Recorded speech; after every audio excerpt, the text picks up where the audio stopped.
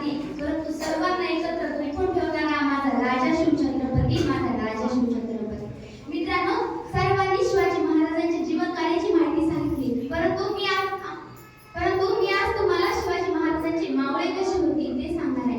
मित्रांनो, शिवाजी महाराजांनी हिंदवी स्वराज्य निर्माण केले ते कोणाच्या जीवावर? शिवाजी महाराजांनी हिंदवी स्वराज्य निर्माण केले ते दऱ्याखोऱ्यातील राहणाऱ्या मावळ्यांच्या जीवावर.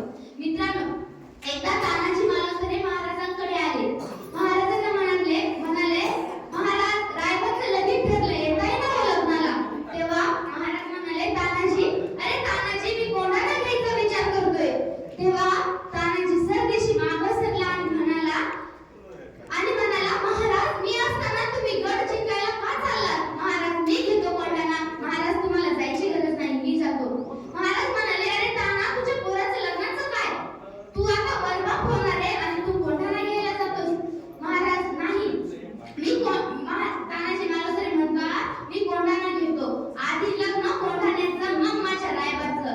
महाराज, मी कोंढाणा घेतो, मला विडा द्या, मला कोंढाणा घेऊन द्या. तानाजी मालुसरे गडाच्या खाली आले, घोड्यावरती बसले. तानाजी मालुसरे गेले, असे गेले. तानाजी मालुसरे गेले, गड आला, पण सिंह गेला. तानाजी मालुसरे वापस कधी आलेच नाही. आपल्या शिवाकाशी नाभी समाजाचा होता. शिवाकाशी